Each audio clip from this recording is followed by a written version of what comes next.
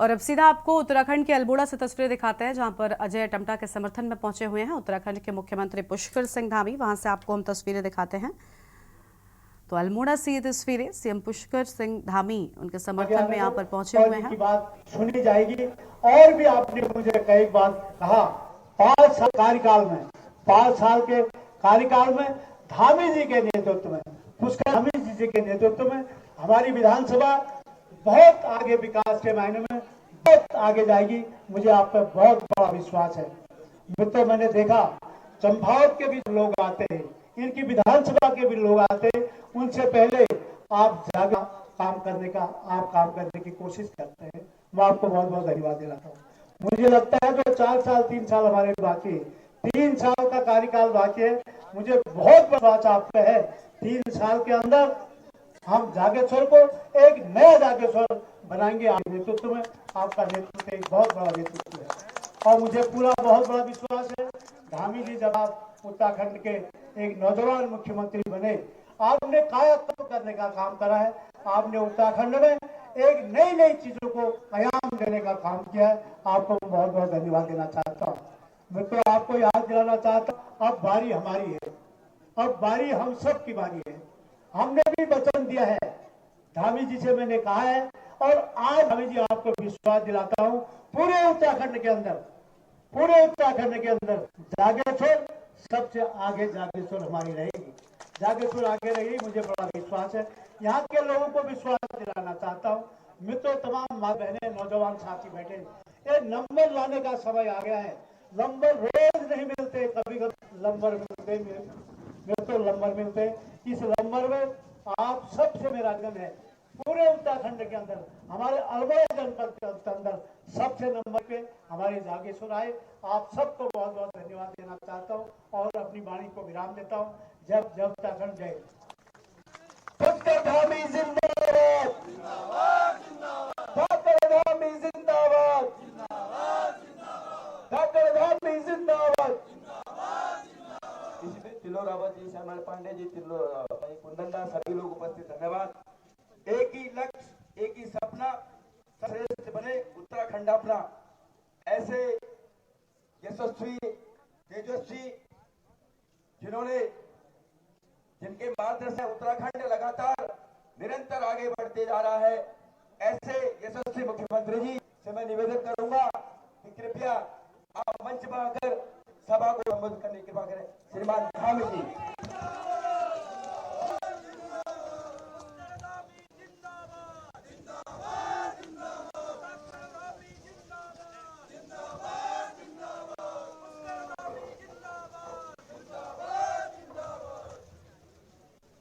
बोलिए भारत माता की, भारत माता की, तुलसी देवी मैया की, जागेश्वर धाम की।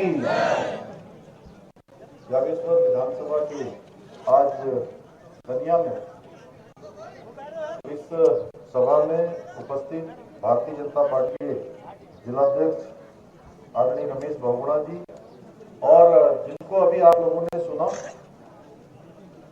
जागेश्वर के हमारे लोकप्रिय विधायक, जिन्होंने अनेक अनेक कामों को इस क्षेत्र में आगे बढ़ाया है, बहुत सारे काम प्रस्तावित किए हैं। आदरणीय मोहन सिंह महाराज जी, अध्यक्ष भूषण खोलिया जी, संयोजक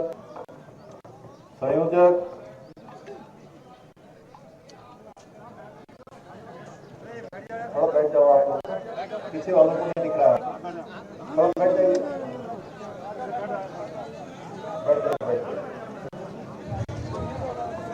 बैठ जाइए।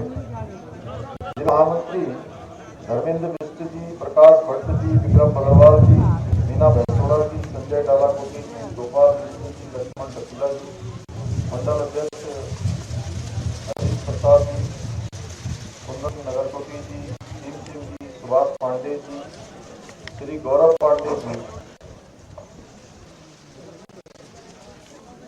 मंच संचालक श्री नरेंद्र मिश्र जी, प्रमुख पूर्व महासचिव छात्र संघ श्याम नारायण पांडे जी, मनोहर लाल जी, एवं मंच पर आसीन हमारे सभी पदाधिकारीगण, सभी उपस्थित, सभी मेरे बड़े बुजुर्ग, सभी उपस्थित माताएं, बहनें और मेरे नौजवान साथियों, मैं सबसे पहले तो आप सब लोगों का अपनी ओर से हार्दिक धन्यवाद करता हूं कि आप सब लोग इतनी बड़ी संख्या में यहाँ पर आए, आपने मेरा स्वागत किया।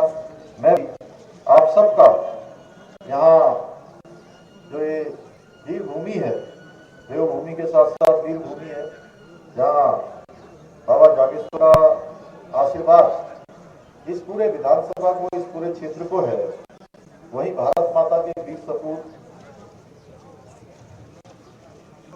थल सेना के अध्यक्ष बीसी जोशी की जन्मभूमि भी, बीसी जोशी जी की जन्मभूमि भी है। पौराणिक दृष्टि से इसके चारों ओर उदेश्वर महादेव का मंदिर, मां भगवती का मंदिर, माता राजराजेश्वरी का मंदिर, गंगनाथ का मंदिर इस क्षेत्र में पड़ता है।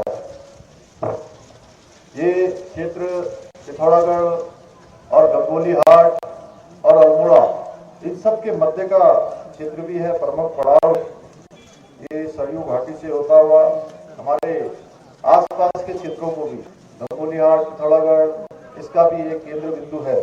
इस प्रमुख स्थल पर मैं अपनी ओर से आप सबका यहाँ पहुंचने पर मैं हार्दिक स्वागत करता हूँ, आप सबका अभिनंदन करता हूँ। भाइयों बहनों, आज हम सभी लोग यहाँ पर एकत्र हुए हैं हमारे देश के यशस्वी प्रधानमंत्री आदरणीय मोदी जी को तीसरी बार प्रधानमंत्री बनाने के लिए, सशक्त भारत के लिए, समृद्ध भारत के लिए, समृद्ध भारत के लिए और शक्तिशाली भारत के लिए प्रधानमंत्री मोदी को तीसरी बार प्रधानमंत्री बनाने के लिए भाई अजय टम्टा जी को यहाँ से आपके मत और समर्थन के लिए, आपके आशीर्वाद के लिए मैं आप सबके बीच में आया हूँ। आप सब जानते हैं अजय टम्टा जी ने लगातार इस क्षेत्र को आगे बढ़ाने के लिए काम किया है। वो समर्पण भाव से लगातार जो भी भारत सरकार और राज्य सरकार के बीच में समन्वय करना होता है, इस क्षेत्र से केंद्र के लिए जो लाभ होता है, उन सब के लिए लगातार पैरवी करते रहे हैं। एक वकील बनकर उन्होंने बहुत साधारण तरीके से, बहुत सहज रहते हुए, सरल रहते हुए इस क्षेत्र को आगे बढ़ाने का काम किया है।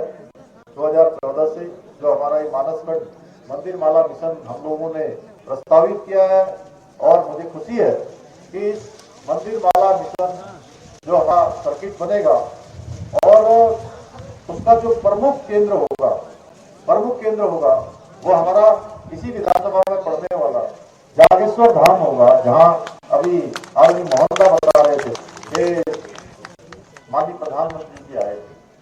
भाइयों, माननीय प्रधानमंत्री जी को मैंने नहीं बुलाया, मैंने तो उनको केवल प्रधानमंत्री जी को बताया था कि हमारे यहाँ पर जो मानसखंड मंदिर माला मिशन और मानसखंड की झांकी जब देश में आए, वहाँ कर्तव्य पथ की जो पहली परेड 26 जनवरी की हुई थी 2023 की, उसमें उसको नंबर 1 मिला था, जिसमें हमारे यहाँ के कलाकारों ने, छोलिया दलों ने पूरे मानसखंड को उसमें दर्शाया गया था।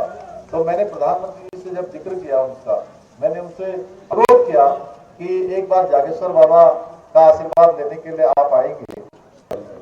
और उसके आने के बाद आपने देखा होगा किस तरह से तेजी से आज हमारा जागेश्वर धाम में आने वाले जो श्रद्धालु हैं, तीर्थयात्री हैं, दर्शन करने वाले हैं, उनकी संख्या तेजी से बढ़ी है। और उत्तराखंड से प्रधानमंत्री मोदी जी का बहुत लगाव है। हर बार जितनी बार उत्तराखंड आते हैं, हर बार एक ही बात बोलते हैं कि उन्होंने सबसे पहले केदार बाबा के प्रांगण में कहा कि 21वीं सदी का तीसरा दशक है, ये उत्तराखंड का दशक होगा। और भाइयों बहनों, आप देख रहे हैं उत्तराखंड आज तेजी से आगे बढ़ रहा है। वो पहले प्रधानमंत्री हैं जिन्होंने जहां माड़ा गांव में जाकर कहा, जिसको अंतिम गांव कहते थे, कि माड़ा गांव अब भारत का अंतिम गांव नहीं होगा, बल्कि माड़ा गांव के जैसे जितने भी हमारे सीमांत के गांव हैं, वो सारे गांव अब भारत के प्रथम गांव होंगे। जहां 4 धाम तेजी से आगे बढ़ा, देखिए 4 धाम में आज 56 लाख तीर्थयात्री पिछले साल आए हैं। आने वाले समय में हमारे इस पूरे मानसखंड के अंदर, कुमाऊं के अंदर जितने हमारे प्रमुख मंदिर हैं, प्रमुख हमारे धार्मिक स्थान हैं, उन सब स्थानों की भी यात्रा चलेगी भाइयों बहनों। आदि कैलाश की यात्रा चलेगी। आपने देखा प्रधानमंत्री मोदी जी आदि कैलाश भी गए, जौली कौम आदि कैलाश पानी कुंड के दर्शन किए, उन्होंने जागेश्वर धाम के दर्शन करे, उन्होंने गुंजी के जाकर सीमांत के क्षेत्रों को लाभ संवाद किया। भाइयों बहनों, पहले प्रधानमंत्री हैं जिनके हृदय में उत्तराखंड बसता है।